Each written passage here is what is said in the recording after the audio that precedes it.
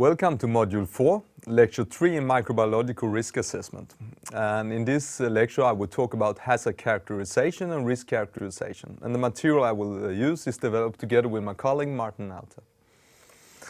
After this lecture you will be able to describe the dose-response relationship used in microbiological risk assessment. You will be able to list factors that has an effect of the dose-response relationship. You will be able to explain how the exposure is transformed to the probability of disease, and you can describe how you can compare the effect of different control measures on the risk for the consumer. If we look at this slide again, we are now moving to the hazard characterization, which I also in brackets here mentioned the dose response. And this is the slide we have from the first lecture, and now we are focusing on the consumer. So we have estimated and predict the exposure for the consumer, and focus will now be on how does the pathogen cause disease in the consumer. This is a graph illustrating the relationship between exposure, which means the dose, and the probability of the disease, the response. The graph has on the vertical axis the probability ranging from 0 to 1, and on the horizontal axis the exposure, what we have estimated in exposure assessment. The shape of this graph is based on typically epidemiological data we have from different outbreak situations with a pathogen. And when we have the data, we can estimate models describing this relationship. It's typically very heavy mathematics, and it's nothing that we usually spend time on in microbiological risk assessment. But we go out and see what we can find in the literature, and then we implement that knowledge into the risk assessment. What you need to know at this level is that we have some assumptions in the dose-response relationship. One of the assumptions is that you can get sick of one pathogen. The probability is extremely low, but it's still there. And also that we have used the binomial dose-response model. If we do that, then we get this shape here like this. So an increased exposure will increase the probability of becoming sick after exposure. The dose-response relationship depends on both the pathogen, the host susceptibility, and the food item. Here I have an illustration, the same as before, with the probability on the vertical axis and the dose or the exposure on the horizontal axis. And we now have three dose-response curves. We have three different levels, and you can look at this as if you are exposed to 100 CFUs, for this dose-response curve, the probability is very low, and this could be a pathogen like Salmonella. If you are exposed to 100 Campylobacter, the probability of disease is much higher. And if you are exposed to 100 parasites like Cryptosporidium, you get a really high probability of developing the disease. So a pathogen, the infectivity of the pathogen has a strong influence. But also the host susceptibility.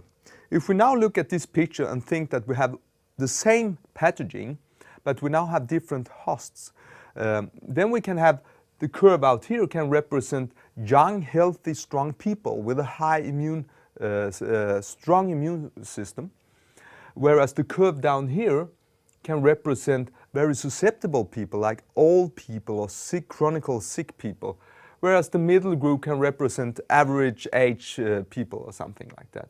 So the host susceptibility also vary. And then finally we have the food item. So imagine now that you have the same pathogen and the same host. So then the food item that carrying the pathogen from the mouth to the intestine, so to say, which means that they have to pass the gastric acid, can have an influence. And we know from experience that fatty food has a very protective effect for the pathogen in gastric acid.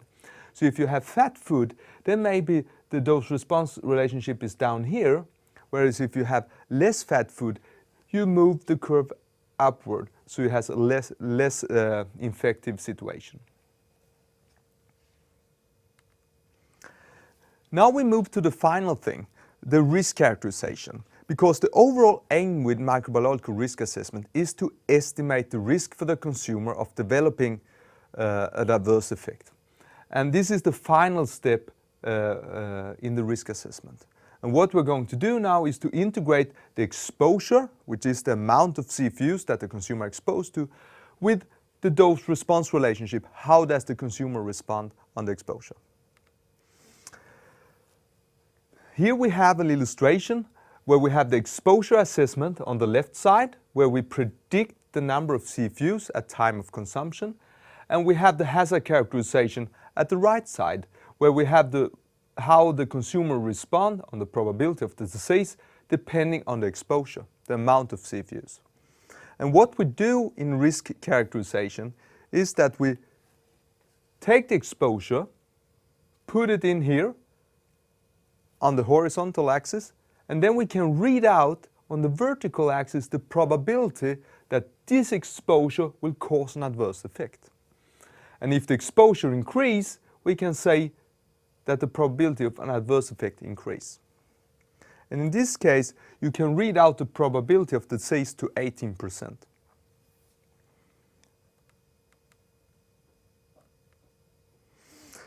This is to show how you can estimate the risk in an alternative scenario. If we now imagine that we implement a control measure at the primary production, very early in the production line, we're lowering the concentration. And then we have a model, a mathematical model for the exposure assessment, describing what's going on with the pathogen along the production line. And the predicted amount of CFUs will now be lower. And then we take the new exposure. We use the same dose-response relationship as before, but then we put in the new exposure that in this case is lower, and then we read out a lower probability, and in this case it will be 5%. So this is how we integrate exposure assessment and dose-response relationship and estimated the risk. How to estimate the relative effect then? Then you use the same model, just as we did before, under alternative scenarios representing potential control measures.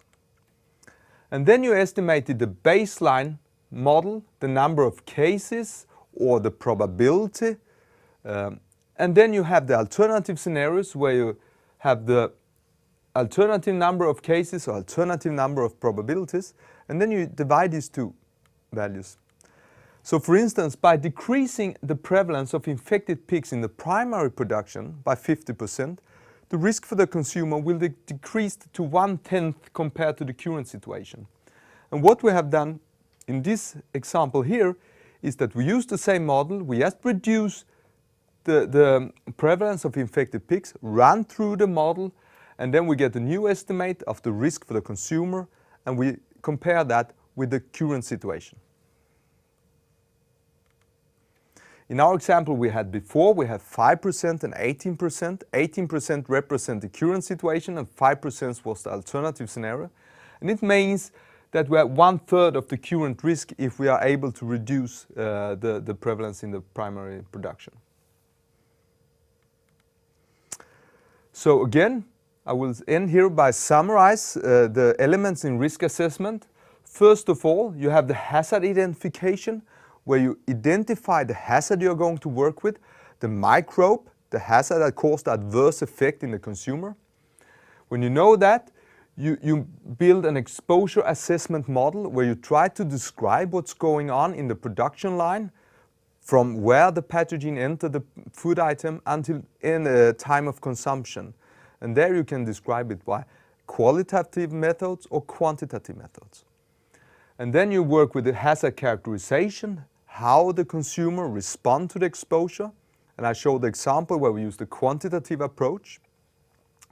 And then you integrate the exposure with how they respond to estimate the risk. And that's what it is about, to estimate the risks for the consumer given different situations, how we control the pathogen in the food. This was the last slide on this lecture. Thank you for watching.